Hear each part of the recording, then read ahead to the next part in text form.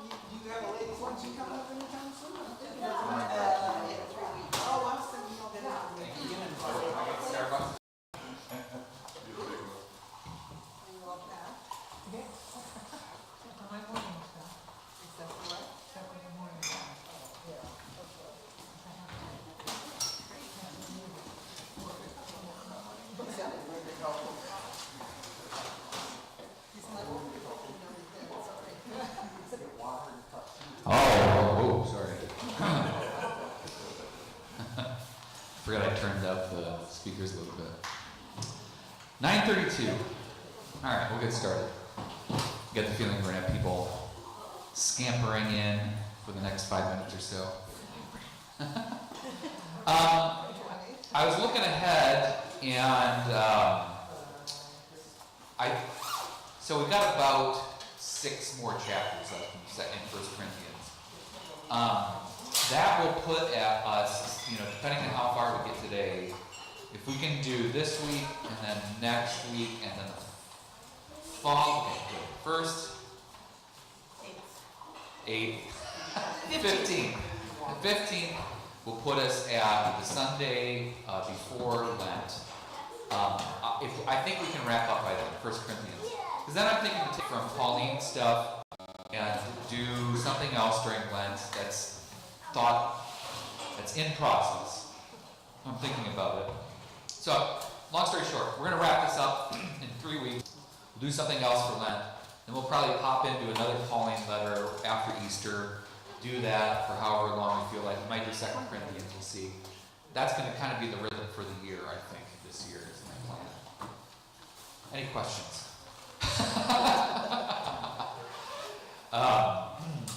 Sorry. Marriage.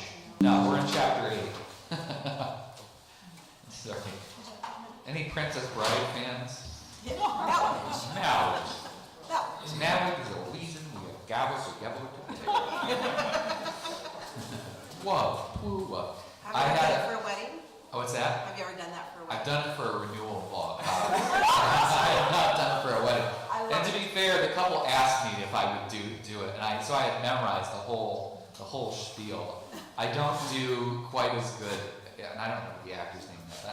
I'm not quite as good as the original, but I appreciate it. That's funny. Anyways, I actually have a fridge magnet that just says marriage. Okay. So last 2 Sundays ago, we took last Sunday off because of the congregational meeting. We were looking at 1 Corinthians chapter 7, and the theme for chapters 5 through 10, again, remember, is that Paul is giving practical advice for real, concrete conflicts. Brain is working, trying to resolve the conflict between these communities in their various forms, Jews versus Gentiles, wealthy versus poor, all of these conflicts that exist within those early churches, and in a form exists today. That part in and of itself has value, which is kind of watching Paul, a church leader, trying to practically and functionally deal with that conflict and how he is pulling from different authorities. And again, one of the things that I pointed out 2 weeks ago is how Paul at one point is saying, well, there really isn't any scriptural witness on this, but I, as a leader, am going to give you my input anyways. and that's kind of the framework that I would always encourage us to read that through. So let's start with chapter 8. And this is really great stuff, actually, because this issue, this question of food offered to idols, is one of the sticking points in the relationship between Greek and Jewish Christians. And we'll see this in Galatians and in Romans. This pops up all the time. It's this and circumcision, the two biggies. Okay, now, I'm in chapter 8, starting in verse 1. Now, concerning food sacrificed to idols, we do know that all of us possess knowledge, and I love that that's in quotation marks, which don't exist in the original text. Again, the original Greek manuscripts don't have any punctuation, much less quotation marks. So that is the editors of this translation telling us that this is most likely a quotation of another text. And if you, I don't know if the study Bible has it, my version says that quotation may extend to the end of the verse. So that sentence ends with all of us possess knowledge, quote unquote. Knowledge puffs up, but love builds up. So that, footnote is saying that might be part of that quotation as well too. Just real quick, what do you think about that? Knowledge puffs up, but love builds up. Does that ring true for you in any way, shape, or form? Well, define puffs. You know what it makes me think of? Oh, yes, yes. It's really puffing his shoving. Yeah, he's cocky. Yeah. This is coincidental, but this is actually one of the major themes in my sermon today. Is that kind of concept of where it's the Dunning-Kruger effect, right? Is anybody familiar with this? Dunning-Kruger effect is the idea that there's a threshold between ignorance and understanding, which is actually the most dangerous because you don't know how much you don't know, or you think you know more than you do. The actual Dunning-Kruger effect is a little more specific and nuanced than that, but that's kind of how that concept has generally been applied in popular cultural conversation. But yeah, knowledge puffs up, love builds up. And so what Paul is doing here is he's painting a contrast. And this will come. This isn't in chapter 8. This will be in chapter 9. Permissible versus beneficial. But this is that didactic teaching that we refer to as, we Lutherans talk about the two ditches of there's a ditch on this side and there's a ditch on this side.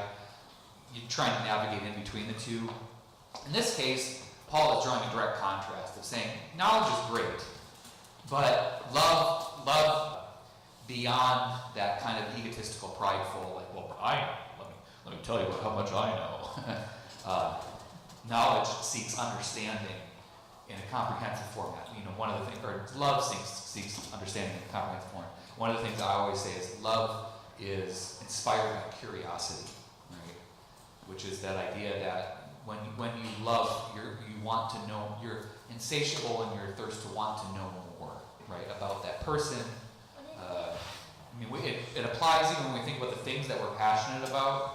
I think I mentioned I've been watching YouTube videos of a guy that restores antique watches, and I will sit there for an hour watching this guy bent over and thinking he's got very good cameras and stuff, so I can actually see what's going on. But I love listening to him because he's obviously so passionate about what he's doing, and he talks about I'm just an amateur. I'm like he's been doing this for like 6 years. It's just an amateur, But he talks about how every new watch is an opportunity to learn more about this. I'm like, yeah, okay, that's love. He loves what he's doing. Okay, I'll keep going. Anyone who claims to know something does not yet have the necessary knowledge. And I would point to that's that Dunning-Kruger effect.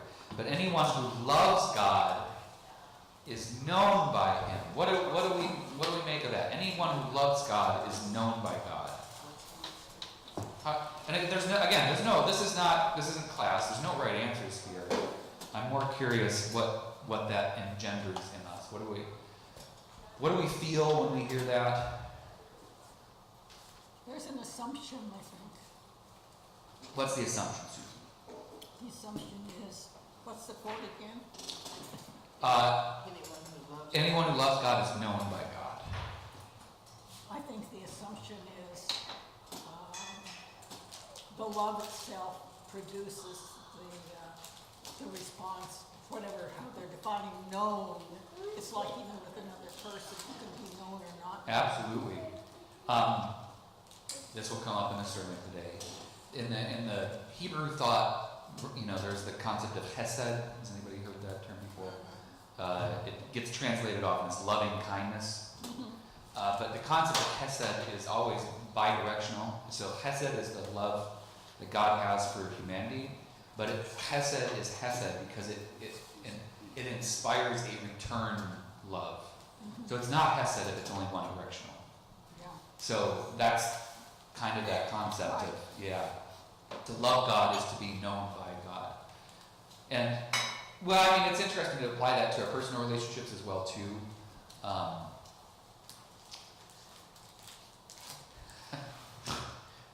At what point in your relationship did you know your spouse or partner? And not necessarily in the Yada form of knowing. I'm not asking those details. But I'm being a little bit snarky here. Does anybody completely know their partner? Or are you discovering new things about them all the time? Hopefully. That's it, isn't it? Hopefully. Because that, and again, this is my opinion, but that points to that curiosity, right? Also, we're changing, transforming people, right? We're not static creatures. We're constantly becoming new. And so you have to have that curiosity, because when that curiosity is absent, you've created an idol, a static image of that person, right? Which you'll hear in marriage counseling. Well, you're not the person I married, right? And it's like, I'm not. I'm not. This is not our personal. But that's the cliche that you hear all the time. You're not the person that I married. It's like, no, they're not. They're a different person because they have changed just as you have. You're not the person that they married. So, Okay. Hence, as to the eating of food offered to idols, we know that in mechanical vision, no idol in the world really exists, and that there is no God but one. Indeed, even though there may be so-called gods in heaven or on earth, as in fact there are many gods and many lords, yet for us there is one God, the Father, from whom all things and for whom we exist, and one Lord Jesus Christ, through whom are all things and through whom we exist. Quick pause here. Again, this is a really important piece of context that is absent from our modern worldview, is that we live in a post-monotheistic world, right, where we accept monotheism as the norm, and we look at polytheistic cultures as primitive, right?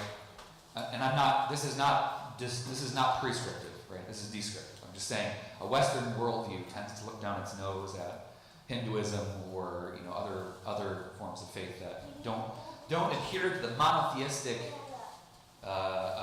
format. That was not the case in the ancient world. You have to remember that Judaism is really kind of the first major monotheistic movement in the world, in the history of human beings. So Paul and everybody, by extension, is living in a world where, gods exist. And we've talked about this, right? It's a very geographical understanding of where, they have a panoply, a plurality of deities that are available to them. And some of us came from a different culture. So let's try and find some common ground here, is what I often hear Paul saying here. And specifically, the sticking point is this concept of food offered to idols. Practically, what's going on here? What is food offered to idols? Because this is kind of biased language to a certain extent. Where is this coming up? Is anybody familiar? Where is this coming up in Greek culture and practice?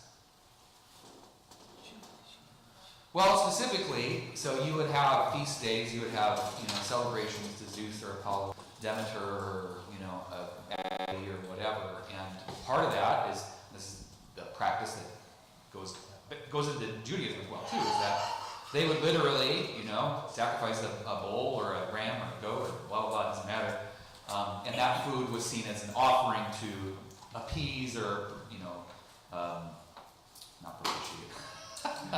He basically asked the deity for some help, but it had become at this point in time it had become very traditionalized. It was very, it's a the third Thursday of June or whatever, where it's the feast day of They're all going to get together, have a party.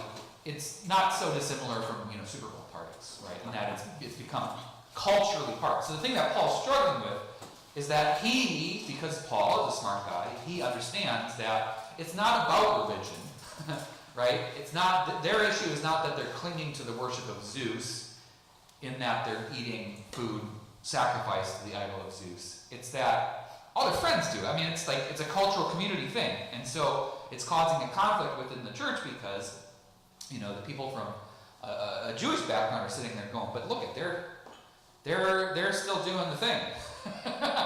And the Greeks are going, yeah, but everybody does the thing. This is part of what it means to live in Corinth. Are you telling me you're not going to watch the Super Bowl? What are you, weird? No. And just like we still celebrate Halloween. Absolutely. We still celebrate Halloween. And again, this is a fascinating thing. All of our major holidays are well, all with an asterisk. Most of our major holidays are religious in origin, right? So Halloween comes from All Souls Day, All Hallows Eve, which Halloween has become a totally different thing in modern culture, to the extent that one of our major cultural exports as the United States of America is Halloween. So Halloween, believe it or not, is taking off in Japan and Australia. They have really taken the ball. But this is something that weird to think about, is that nobody else celebrates, nobody else goes trick-or-treating, right? This is not a thing. My wife never went trick-or-treating in France, right? So just keep in mind. But it's Halloween, Christmas, right? Happy holidays versus, it's the cultural appropriation of religious holidays. Christmas tree. Yeah, exactly. So I just want you to understand that what Paul is diving into in terms of trying to deal with the debate of the community is people who are yeah, but this is our culture, man. Paul's yeah, it is. But I just want you to understand the murky ground that you're getting yourself into. Oh, and this is related, but I was watching a video on the Middle Ages this week, and sort of how they accepted monotheism. But the thing was, they would kill one pig a year, and that would be the only meat they had the entire time. Including the rich households. So by being a monotheistic culture that was sort of not festal in nature, the worst peasant in Rome had a better life. Than absolutely. Sorry, didn't No, that's well, but that's really important too, is understanding that it's not just all my neighbors are doing that. It's I really look forward to this. I really, I'm putting myself in the role of a first century Greek, Christian, right? It's that but I really look forward to Thursday night, pig roasts in front of the idol of Zeus. What do you say I can't be a Christian and do that, Okay, I'm gonna keep reading. It is not, however, it's not everyone, however, who has this knowledge. So Paul is saying, you understand either the danger of offering food sacrifice to that idol, or you understand the concept. And he's saying, not everybody's aware of this, right? In the same way that try having an argument with somebody about whether or not it's okay to celebrate Halloween or whatever. It's you're entering into a conversation that's maybe privileged in nature. No. Since some have become accustomed to idols until now, they still think of the food they eat as food offered to an idol, and their conscience being weak is defiled. Food will not bring us close to God. I beg to differ, Paul. You haven't had my cooking yet. We are no worse off if we do not eat, and no better if we do. Actually, I beg to differ there as well, too. But take care that this liberty of yours does not somehow become a stumbling block to the weak. For if others see you who possess knowledge eating in the temple of an idol, might they not, since their conscience is weak, be encouraged to the point of eating food sacrificed to idols? So by your knowledge, the weak brother or sister for whom Christ died is destroyed. But when you thus sin against brothers and sisters and wound their conscience when it is weak, you sin against Christ. Therefore, if food is the cause of their failing, I will never again eat meat, so that I may not cause one of them to fall. What do you hear? What's the argument that Paul's making here? What do you see Paul saying? Yeah, this is not a quiz. I'm curious what you hear. It's kind of like dangling a carrot in front of a horse. Yeah. To a certain extent, I think Paul is saying, okay, some of you get it, right? Some of you get that this is just a cultural thing. and you can do it. It's not going to harm your faith in any way, shape, or form. But there's some people that aren't there, right? For whom this could be a struggle in their moving into the the religious and cultural following of Jesus, right? This could be that thing, right? And people that have struggled with substance abuse in their family, alcoholism, right? And do you not figure out how to accommodate that insofar as that if you're having dinner with somebody who is a recovering alcoholic, you don't serve wine, right? And it's not that you're saying that they're so weak that they can't handle it. In fact, I don't necessarily want to get into all that, but it's just you just don't do it, right? Because you're understanding the context. Okay. Sensitive. Exactly. It's the same thing of like we have friends that are vegetarian and we eat with them all the time, and they always tell us, "Oh, you can get a meat dish if you want." And we don't, right? Because this is an opportunity to eat vegetarian. I'm not saying that's right or wrong. I'm saying this is exactly what Paul's getting at. Paul is saying, okay, we get it. There's some understanding here, and some people get it, and some don't. But let's err on the side of caution, okay? So the only question I have is, so only meat is offered as a sacrifice? I mean, that's what he's saying. Yeah-ish. Well, okay. I mean, You don't see too many practices where you sacrifice a turnip to the deity, bread right? loaves And- loaves of bread, and- that kind of stuff. Yeah. Short answer, yes. Right? The long answer is you'd have to ask somebody who knows the cultural practices of first century, pantheon worshiping Greeks. Wouldn't they, in that case, especially even the drink offerings in the Israelites, it would be consumed by the fire, yeah? So when Yeah. you pour out, of course you've got Yeah.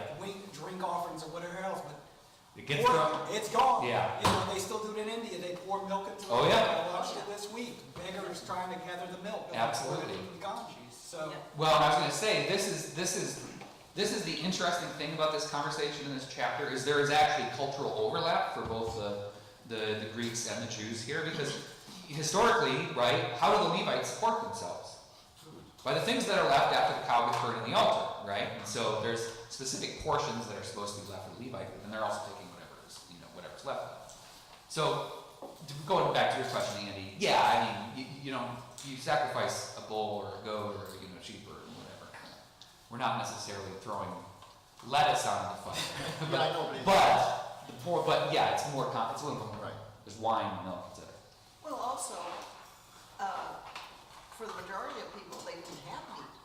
Yeah, And so yeah. the Well, that's what sacrifice- Kurt was mentioning. Yeah, so if you're sacrificing the little bit of the meat that you do have, that's a big sacrifice. Well, because that's kind of one of the core concepts of ancient sacrificial practices is it has to cost you something, right? It has to have value, which is why you have the scaling levels of sacrifice in the book of Law of Leviticus, where if the king sins against the Lord, they have to sacrifice a bull, But if it's just the elders, well, then they sacrifice. I don't remember what the list is. We can go back and look at it. But yeah. So.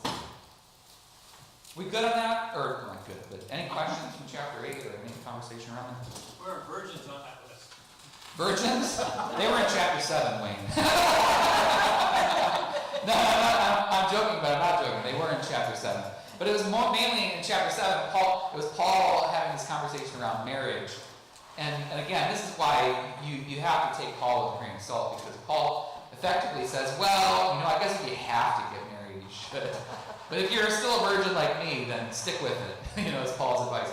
Not necessarily great for the procreative aspects of human culture, but hey, it is what it is. All right, chapter 9, the rights of an apostle. This is where it starts to get, well, it's already fun. This is where it starts to get interesting.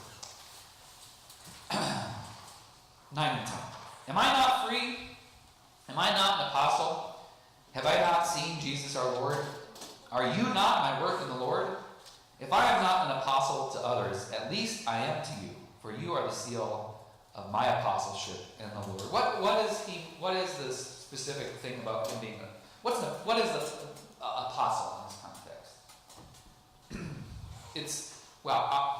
I'll stop fishing. it's having a connection to the risen Jesus, right? When we talk about, the historic episcopate, or the being able to draw a line of apostles, it's essentially Paul questioning. It's Paul rhetorically asking, is my teaching not valid? Am I not a teacher and a leader? Am I not connected? Have I not seen the risen Christ? And he's throwing it out there as a preface to what he's about to say. Okay, sorry, I'll stop interrupting. This is my defense to those who would examine me. Do we not have the right to our food and drink? Do we not have the right to be accompanied by a believing wife, as do the other apostles and the brothers of the Lord? And Cephas, who's Cephas? Peter. Or is it only Barnabas and I who have no right to refrain from working for a living? Who at any time pays the expenses for doing military service? Who plants a vineyard and does not eat any of its fruit? Or who tends a flock and does not get any of its milk? Do I say this on human authority? Does not the law also say the same? For it is written in the law of Moses, you shall not muzzle an ox while it is treading out the grain. Is it for oxen that God is concerned, or does he not speak entirely for our sake? It was indeed written for our sake, for whoever plows should plow in hope, and whoever threshes should thresh in hope and a share in the crop. If we have sown spiritual things among you, is it too much if we harvest material things? If others share this rightful claim, do not we still more? I'm going to read to the end of verse 14. Nevertheless, we have not made use of this right, but we endure anything rather than put an obstacle in the way of the gospel of Christ. Do you not know that those who work in the temple service get their food from the temple, and those who serve at the altar share in what is sacrificed from the altar? In the same way, the Lord commanded that those who proclaim the gospel should get their living by the gospel. Okay, here's the question, is whether or not you should pay a pastor a salary. I'm being a little bit snarky, but Paul is getting challenged. We know this going all the way back to the first several chapters where we know that there's divisions within the communities. I'm for Paul, I'm for Apollos, I'm for Cephas, I'm for Jesus. So Paul is getting attacked. Now, one of the things that we know about Paul in and of the ways that he supports himself Paul does what? What's his side gig? Tent maker. Yeah, literally. This is not metaphorical. We've turned it into a metaphor. So we say when your main career doesn't support you anymore, you get a side job. He was a tent maker. So Paul is having a conversation with the community, although he's really just lecturing here, around that concept of hey, listen, am I not doing the work that the Lord called me to do? Am I not, contributing value to your church and community? If so, can you help me? Right? Is it not okay then if I partake in your meals or And what we know is that there are people who are monetarily supporting Paul and other apostles during this. The same way that churches support missionaries, but it's this concept, and that's that question right now. That is essentially what's going on. Is that there seem to be those within the community in Corinth who are calling Paul's motivations into question of well, he's just here to take money from us, or I don't know. Right? This isn't that mind blowing, but it is mind blowing in that this is a very practical issue that Paul's dealing with here, and it really should influence how we read Scripture, but especially Paul's epistles. Is understanding that some of Scripture is people trying to figure out how to pay their pastor, it's stuff that practical, and it doesn't necessarily mean that there's a one-to-one cultural translation where we can read this and say, well, because Paul said this is how we should pay our pastor, or whatever, right? Does that make sense? Yeah, I think it's, this is an argument that goes on in the whole sort of nonprofit world that is a big part Absolutely. of our modern civic society here, where I think there are people in the world that say, this organization, say an environmental organization or, organization that looks out for poor people or whatever, they don't really deserve our money. Yeah. They got these big, deep pockets from who knows where. Yeah. Right? And so I don't need to contribute to that. But, I haven't been involved in nonprofits for most of my life. I kind of run into this every once in a while. Yeah. And churches, of course, fall into the same Yes. situation. Yes. somehow we gotta keep this institution going. Yes. You look at OPB, for example, the public radio. Yeah. You know, the federal government discontinued their funding. Funding. So what did they do? They went out and said, hey, you guys that support us, could you actually give us a little bit more money? Yeah. And they did. Yeah. They made their budget this year, Yeah. which was, I thought, quite cool. No, I totally see Paul struggling with modern nonprofit issues in in these paragraphs, which is an interesting conversation, Kurt. And also, it's just one of those things you hear from time to time, like, why are we supporting these people? We never see them. He's not physically on the ground anymore doing ministry, so they're like, why is the offering going to him every month? That's It's exactly. like, because he's a mentor. Why was 3 years? He just sent us letters every once in a while. What are we paying this guy for? Andy, you And got just speaking a little bit starchy, he's not asking for, private jets and all that kind of stuff. You're right, yeah. If you have to speak about private jet, you're not doing your duty. Oh man, I would love to put. This is if I were master of the universe, I would love to put Paul, just drop him into the 21st century and see what he had to say. I think I would get a big kick out of that. Watching these guys, their private jets. Who was the one who was trying to defend it? I think he just passed away not too long ago. He's saying something about. Now I'm not making this up. It was the guy that's got the weird demonized. Sorry, internal monologue. He got what is his name? And he got challenged because he has a private jet, which is that would be Copeland. Yes. Copeland. Yes. Yes. And he said, and again, he said, I have to have a private jet because I'm forced to ride in coach. I can't hear God's voice. And he goes on, and then he keeps digging a hole and says something about, well, I'm around all these people, right? I can't focus, blah, blah, blah. I can't focus on hearing the Holy Spirit. Right. Oh, dude. Okay. The sad part is, he's not unique. Oh, no, absolutely not. Oh, absolutely not. Yeah. Jesse? Yeah. As everyone knows, I'm a Aurora Rosarian. Yeah. So, for 10 years, my job was to call people and get them to donate something for the auction. Yes. And even though these are friends, acquaintances, friends, they all knew me and know me. I called, and as soon as I said, hi, this is, Oh.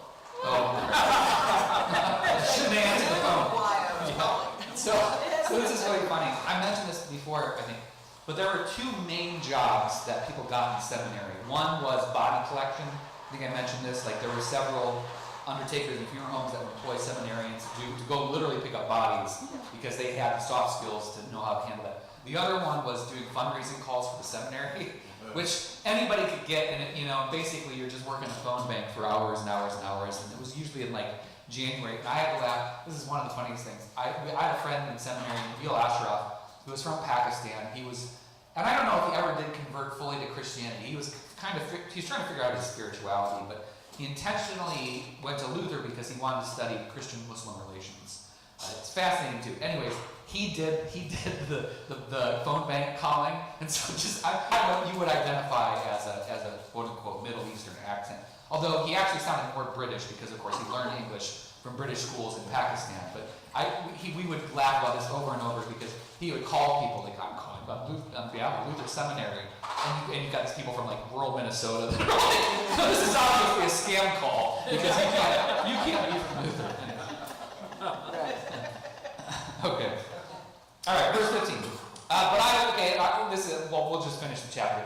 But I have made no use of any of these rights, nor am I writing so that they may be applied in my case. Indeed, I would rather die, a little extreme there, Paul, than that. No one will deprive me of my ground for boasting.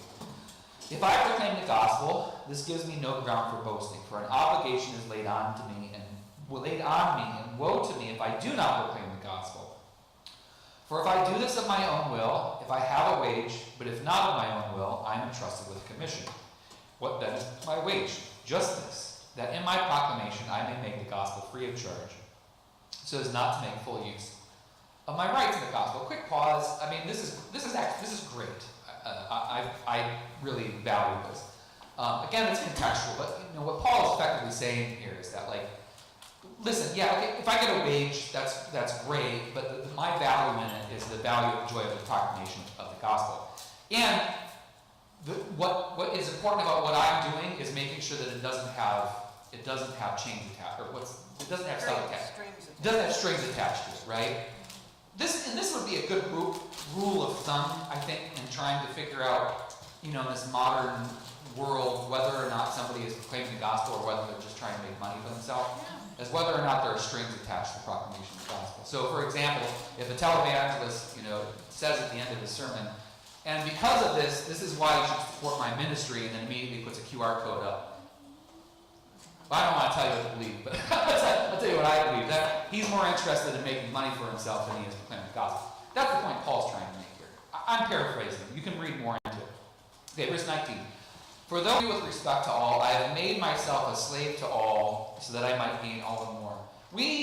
This is somewhat extreme language in the usage of the word slave, but this is a concept that we still use. So I am called and ordained minister in the Church of Christ, but I've been called to service in word and sacrament to this congregation. This is also another kind of like litmus test for church in general, is whether the pastor is the leader of the congregation or the servant of the congregation. In my opinion, okay, I'm a servant of this congregation. I have leadership responsibilities, but I'm not the head of the congregation. Okay, churches that make the pastor the head of the congregation, in my opinion, aren't doing it right. In my opinion. Also, they're way more open to abuse and all of the bad things, right? Because it's about the pastor, in their so being, by extension, the rest of the people. And this is where you get smuggling, or, this is where you get misuse of funds, this is where you get inappropriate relationships, because there are no checks and balances for the pastor. They report only to God. Okay.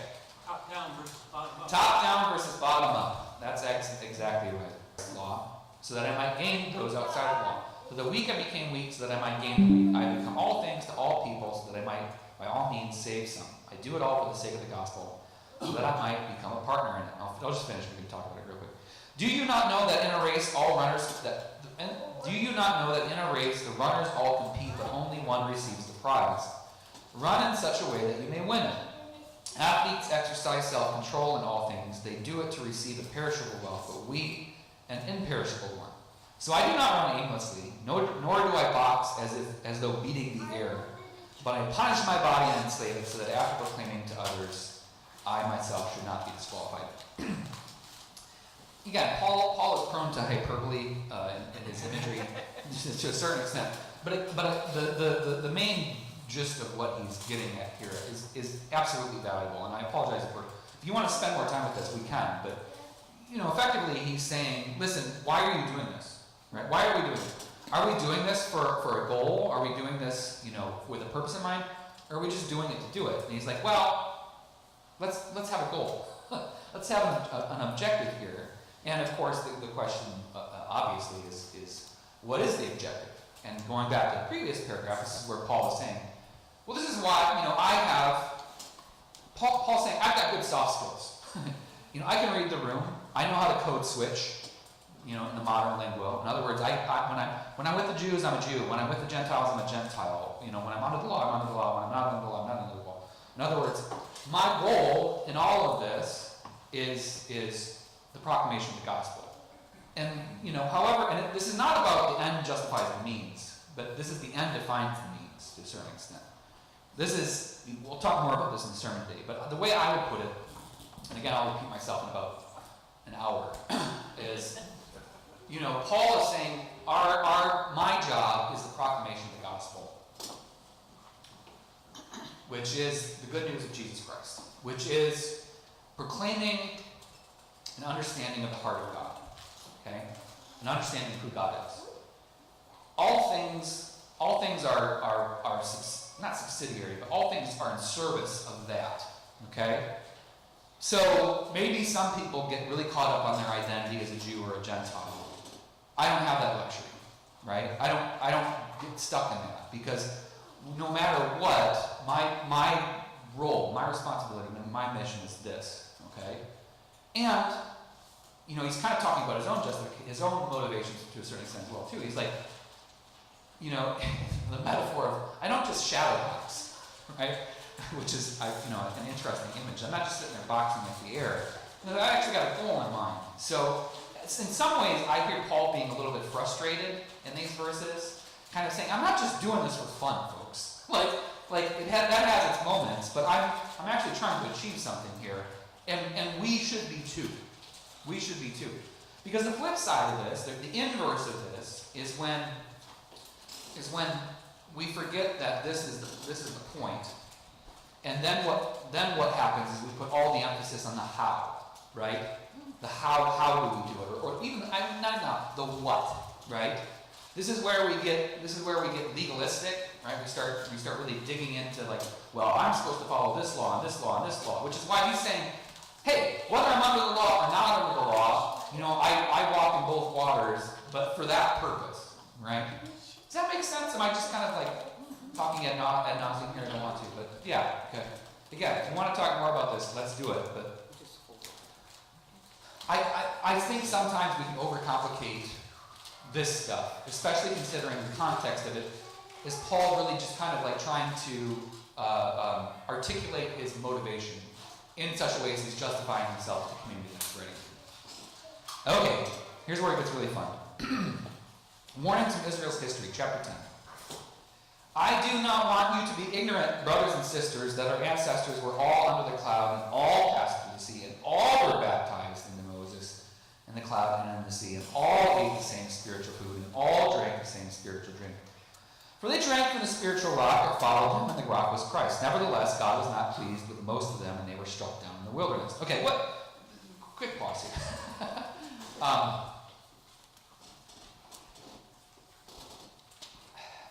Well, let me start talking. What do you hear Paul saying? What do you think is going on here? What's he talking about in those first 3-ish verses, 4-ish verses? What are all those references to? What event in the life of Hebrew people? Jim? I sense that I oftentimes muse about being and doing. Yep. Paul say my being is the gospel. Yep. What I'm doing, I try to align with the gospel. Yep. No matter who you call me. Yep. So sort of that being, doing is an interesting way to divide things sometimes. Absolutely. And I think Paul is definitely continuing that conversation from the previous. I mean, the chapter designations don't exist in the original text. We created chapter 13 for it. It's there. This is an extension of him talking about that running the race, the boxing, being and doing. What event in the life of the Hebrew people is he talking about? He's talking about the Wilderness one. Yeah. He's talking. I mean, he's literally talking about Exodus, right? He's talking about the water from the rock, and not all. But what does he mean by not all? He says, don't let me be ignorant. Not all. What is he kind of getting at here? What do you think? Well, I think it could be one of two things. It could be saying, not all of us are descended from those people that made the Exodus. Or he could be saying, some of those people that were on the Exodus fell by the wayside.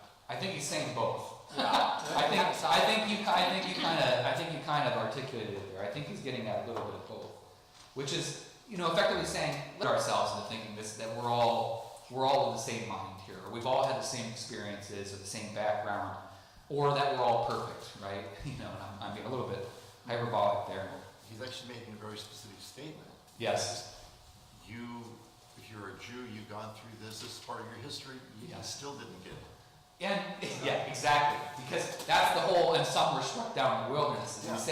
He's saying again. Think about the room he's speaking to metaphorically.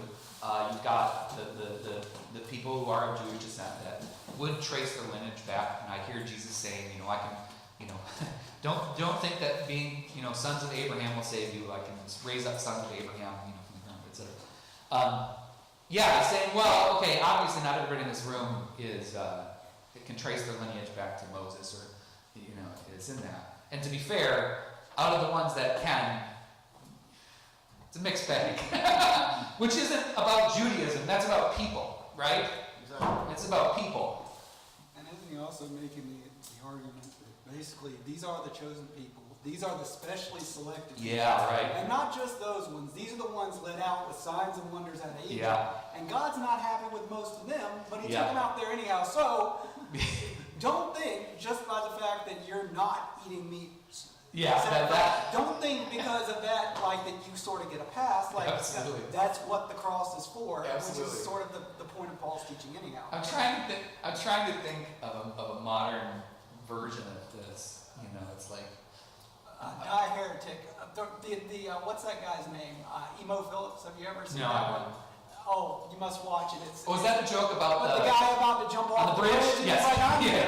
the No, it's 1912, confidential. you're not the second council of Oh, Die Heretic. Yes, That's that's kind perfect. of- I think I've told that joke before. Well, I've told a version of that joke. There are many versions of the joke. But essentially, there's two guys standing on a bridge. I never remember all the details, but like, you know, the one guy's talking to the other guy, and he's like, oh, you know, hey, who are you? Well, I'm a Methodist. Are you a Methodist? Yeah, I'm a Methodist too. Oh, which convention? Like, you know, convention of 1724. Oh, yeah, it's convention.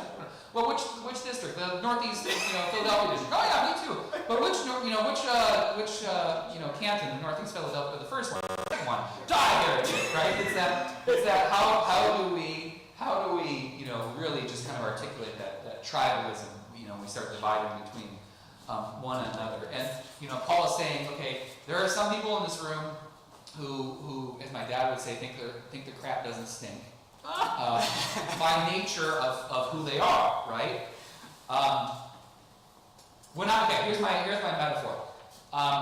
So I grew up about 25 minutes outside of the only urbanish area in all of Northeast Lower Peninsula of Michigan. Okay. So I played baseball in kind of my local rural area up until I was 12, and then I was 13. I went to play Babe Ruth ball in the city. And one of the major challenges for me was that these kids in the city had already been playing together for 5 years, and here I am, this rural kid coming in.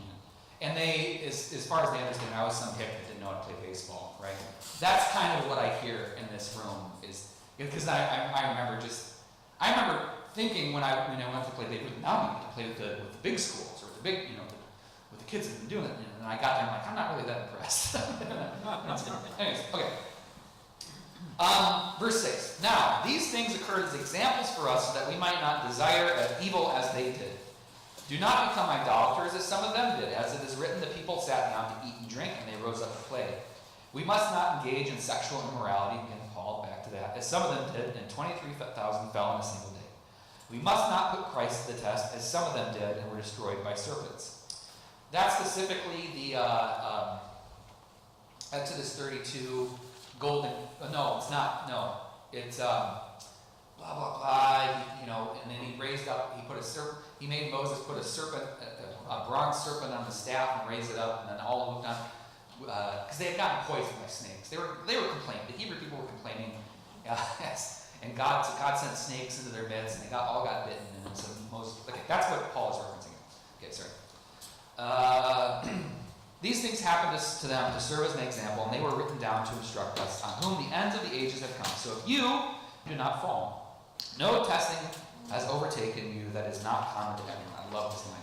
God is faithful, and he will not let you be tested beyond your strength, but with the testing, he will also provide the way out so that you may be able to endure it. I'm going to keep reading to the end of this section and come back to it. Therefore, my beloved, flee from the worship of idols. I speak as the sensible people. Judge yourselves what I say. The cup of blessing that we bless, is it not a sharing of the blood of Christ? The bread that we break, is it not a sharing of the body of Christ? Because there is one bread, and we who are many are one body, for we all partake of the one bread. Consider the people of Israel. Are not those who eat the sacrifices partners in the altar? What do I imply then? That food sacrificed to idols is anything, or that an idol is anything? No. I imply that what they sacrificed to demons and not to God. I do not want you to be partners with demons. You cannot drink the cup of the Lord and the cup of demons. You cannot partake of the table of the Lord and the table of demons. Or are we provoking the Lord to jealousy? Are we stronger than he? I'll be honest, this paragraph in 1 Corinthians has always made me scratch my head a little bit. It feels to me that Paul loses the lead a little bit here, in that this is what happens. Okay, again, far be it from me to critique Scripture in this way.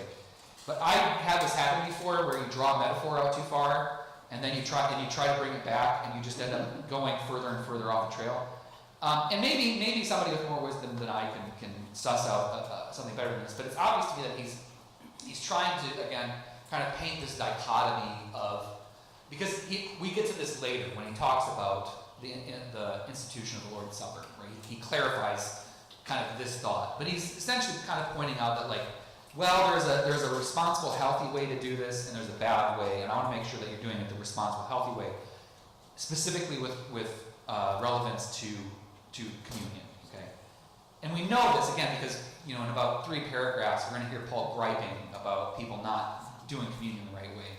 So he's kind of setting the stage here, but he's setting the stage by starting from the context of Hebrew people and effectively pointing out, listen, these people might tell you that their crap doesn't stink, but like, I got plenty of stories from our scripture that point to the opposite, right?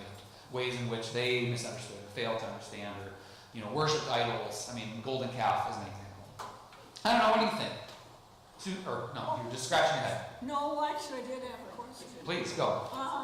Is there anywhere else in the Bible where it says you will not be tested beyond your strength other than here? As a purpose. I sort of like some confirmation. He's thinking. Well, there's 2 answers to that. One, not explicitly, because this is kind of something that Paul talks a lot about. Is Paul does run with this idea of testing, but not in the form of like setting a trap for somebody that they'll fail at, but testing as in like checking your progress, right? Are you on the right path? Are you on the right path? Which the metaphor. I mean, that's kind of repentance, making sure that you are aligned, your face is turned towards God, right?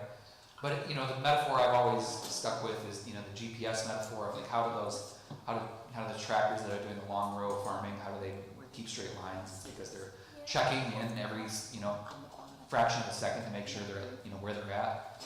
That's kind of what I hear out of Paul. So, and the important thing here is that concept of that testing is often taken in the other direction, which is, well, if you're going through crap, it's just God testing you, right? It's just God making sure that you're strong enough, whatever, you got enough faith, okay? I don't truck with that. So if you're counseling people, you're probably not going to pull that out? No.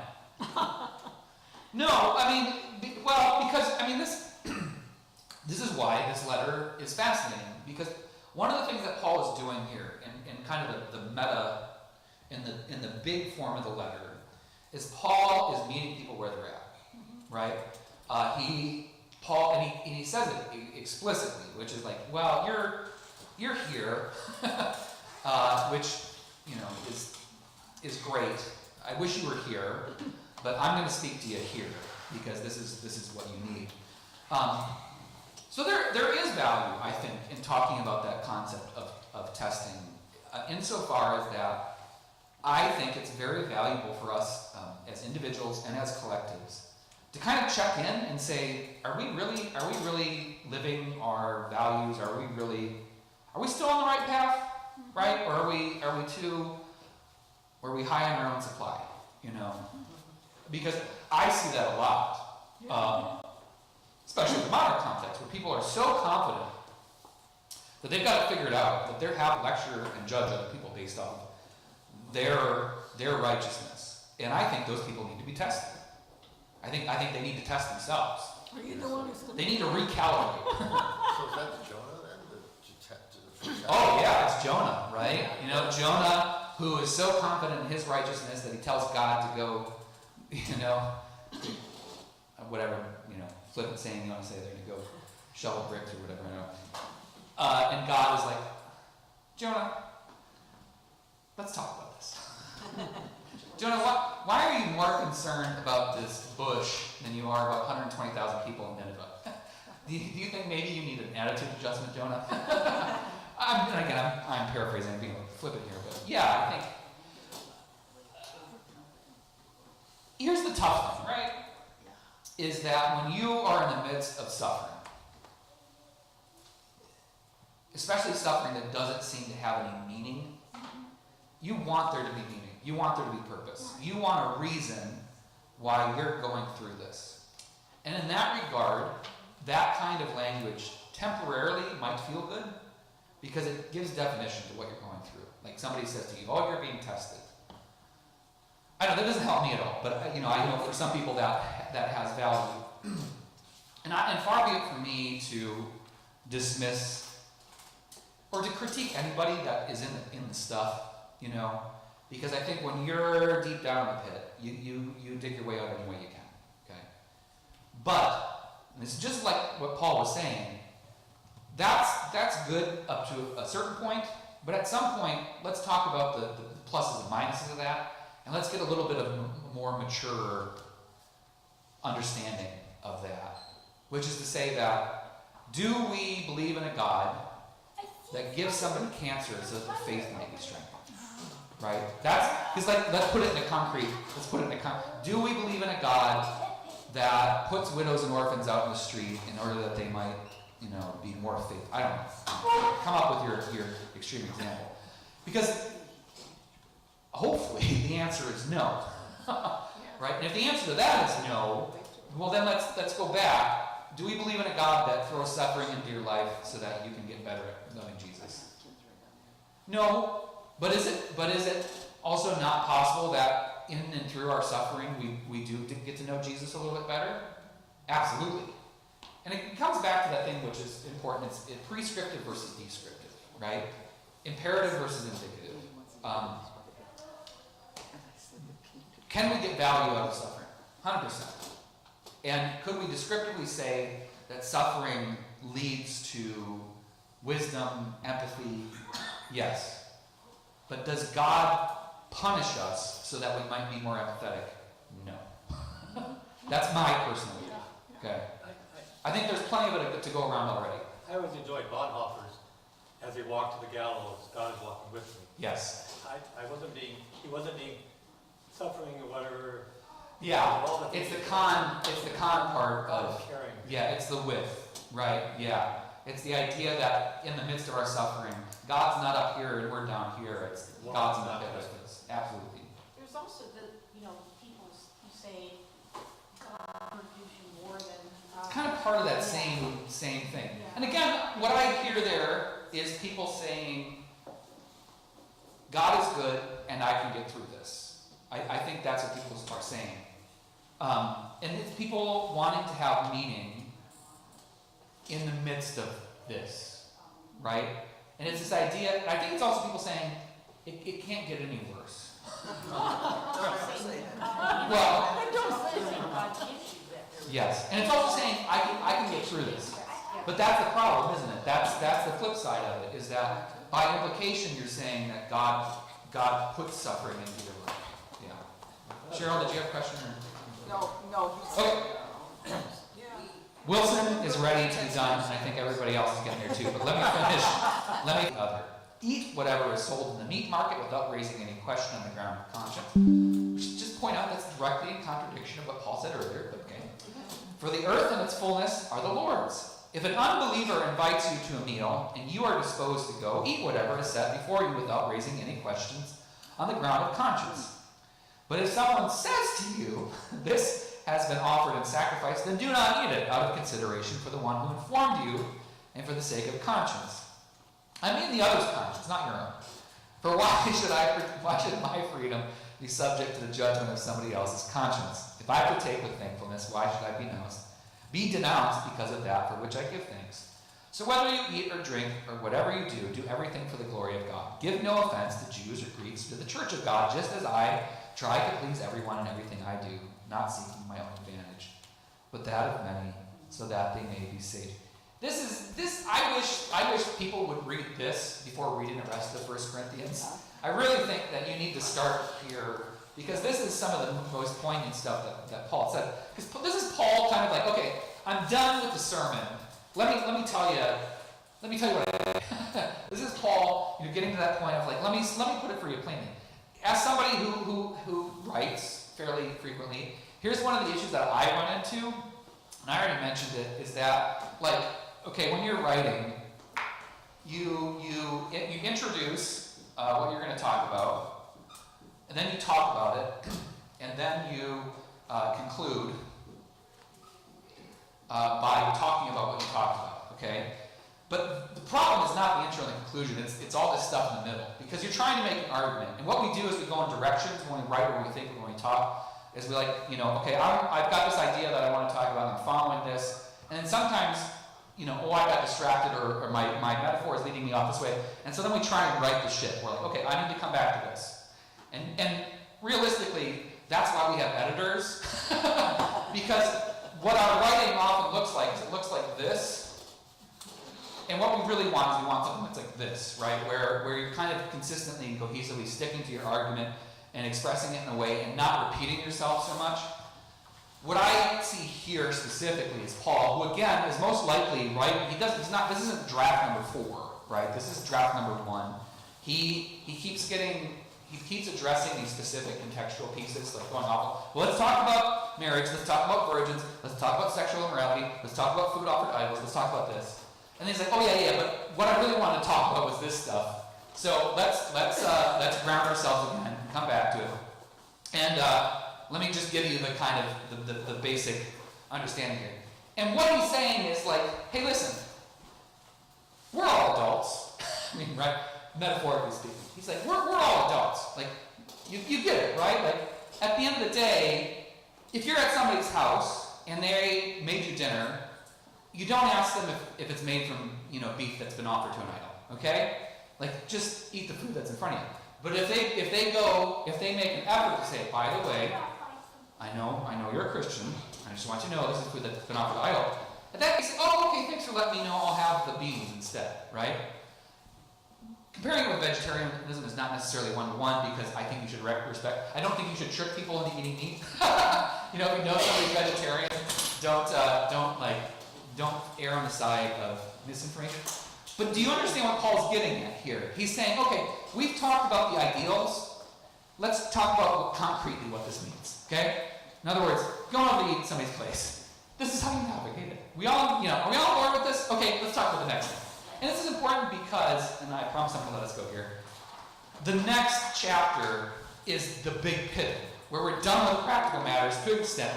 We have to finish with head coverings first. But this is, chapter 11 is the pivot to where we start moving into Paul's closing arguments, really kind of addressing the spiritual, theological side of things, not just practical things. Okay? So this is him checking in before he gets to that. Make sense? All right. So we got 2 more weeks to finish 1 Corinthians, which is perfect because next week we'll probably get stuck in chapters 11 and 12. That'll leave us the following week to do 13 and 14. All right, see you in worship, folks. Thank you so much.